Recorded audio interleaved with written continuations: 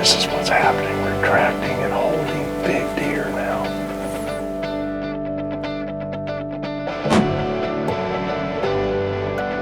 During the spring of 2014, I met Daniel Stefanoff and his brother-in-law, Brandon Pittman. Daniel had purchased 100 acres in central Oklahoma and was interested in improving the habitat and hunting quality.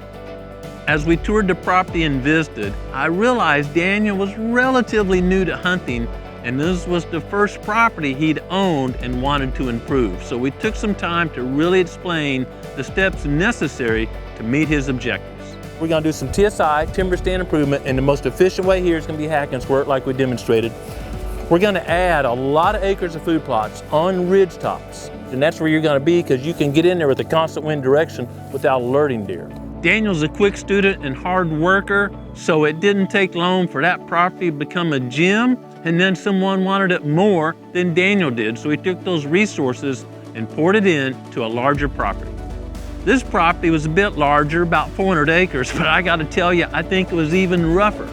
However, Daniel had learned a lot, and it wasn't long till he tagged his first buck with a bow. I'm super excited. This is my first archery buck, and man, what a great deer. In this area of Oklahoma, commonly called the cross timbers because the timbers are so poor, they were only used for railroad ties or cross ties. The primary habitat is cattle pasture, fescue pasture, and high-graded hardwoods. Daniel had learned that by adding food resources and quality cover, more critters would use the property and their quality would increase. Daniel had used the release process to improve both his food plots and native vegetation, and it wasn't but a couple of years until it was looking good. In addition to transforming the looks of the property, Daniel and his family knew the project was working because they'd tagged some nice bucks.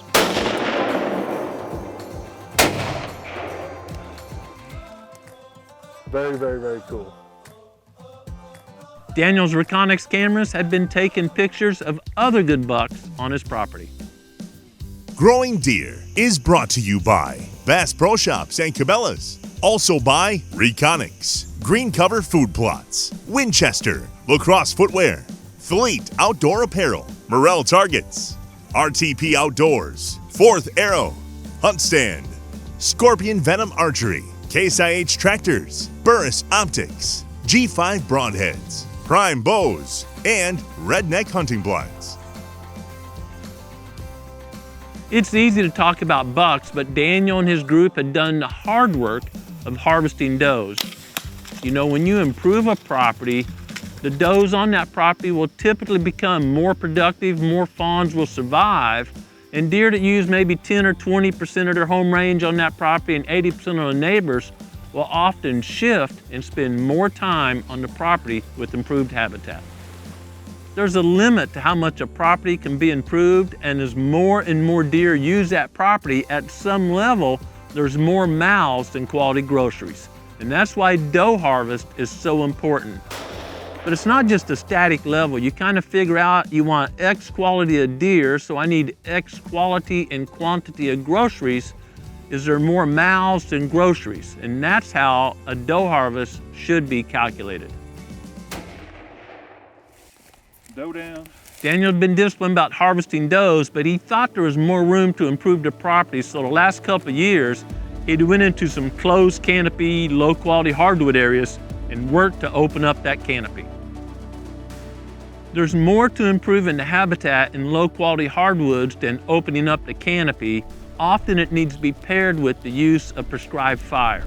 In most areas, there's high quality native grass and forb seeds in the soil. They're there from years, even decades ago. But you need to use fire in addition to getting sunlight down to the soil to remove that duff layer, maybe kill some hardwood saplings, and allow that seed bank to be expressed. As a result of his work, Daniel's seen a lot of different species of native grasses and forbs, and that's not only beneficial for wildlife, but it's very aesthetically pleasing. Basically, you're creating a prairie habitat. Think about a prairie with all the different colors of grasses and forbs out there. And different species of primarily forbs means there's high quality forage for critters throughout the year. It's important to know that deer are what's called balanced dieters. They will adjust their diet, unlike me and most humans. They'll adjust their diet by what they need. And this research was primarily done in Texas, where they put a whole bunch of feeders in a small 200-acre enclosure, a high fence area, with a bunch of deer in there, but basically more pelletized food, more high quality food than the deer could eat. And the theory was that the deer would eat that food, but also the best quality browse. But because they were eating so much at a high quality, basically deer feed, they didn't eat the best browse. They ate the low quality browse to balance their diet. Now this research is really intense. They weren't just looking at the pounds of stuff consumed, but looking at a lot of other issues. It was convincing research. And we see that here at the Proving Grounds. You know, right next to a really high quality food plot, we'll see some high quality native vegetation. Deer aren't browsing very hard, and they'll be eating species you don't commonly see them browse on because they're balancing their nutritional needs. Maybe they're getting that really high quality protein out of the food plot, young clover, something like that. And then they're going over here in the bushes and eating some pretty rough stuff to get the fiber they need. There's no pellet that's going to replace the diversity and nutritional quality of high quality native forage. Now, high quality native forage typically means fire is going through there every couple of years or so and setting it back so it doesn't mature. More mature plants typically aren't as palatable or nutritious as brand new plants. Daniel's works not only provided high quality habitat for deer, turkey, quail, and a lot of non-game species, it's just simply beautiful to look at. As an example of how all this fits together and the results of doing high quality habitat work, let's check out one of Daniel's recent hunts. It was a beautiful morning during Oklahoma's firearm season, and Daniel was in a redneck blind overlooking some high quality native vegetation that joined the food plot. From the blind, Daniel could cover a lot of area. That's a technique I like to use during firearm season. And especially, he could cover a travel corridor, that edge between the native vegetation and the plot. It was early during the hunt when Daniel spotted a large antlered buck at the bottom of the hill. The buck worked a scrape at the edge of the food plot, and scrapes can be really good markers of travel corridors. Daniel had a lot of history with this buck and believed he was 6 years old. I've shared many times one of my favorite hunting strategies during the rut and during firearm season is to overlook large areas of native vegetation because you can cover so much ground and it's such an attractive type of habitat for that time of year. Bucks that are seeking a receptive doe will often cruise to downwind side of these cover areas. They can cover a lot of acres with their nose, just like we're covering a lot of acres using our eyes.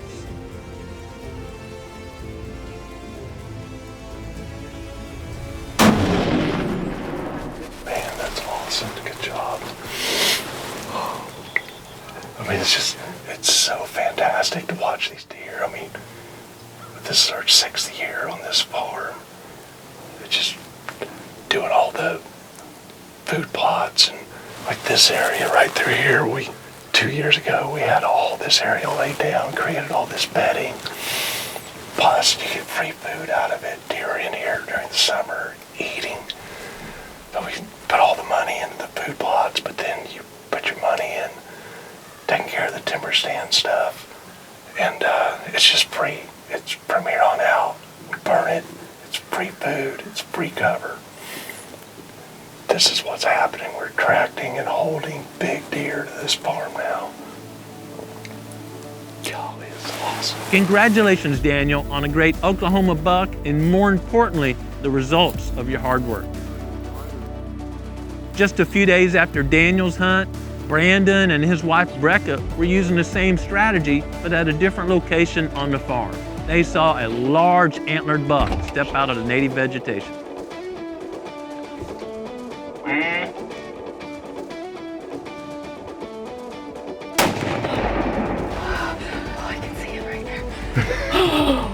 2 good bucks tagged, and more on the Reconyx cameras. Man, that is a great testimony to Daniel's habitat improvement work on 400 acres of low-fence land in central Oklahoma. New Year's is a time that many folks reflect and plan, and I hope your plans include a lot of outdoor activities and all the healthy benefits that are associated with spending time in creation. My work allows me to spend a lot of time out in creation and meet folks that are like-minded. You know, no matter what you do every day, I hope you take some time to get outside and enjoy creation, but more importantly, that every day you make time to be quiet and seek the Creator's will for your life. Thanks for watching Growing Deer.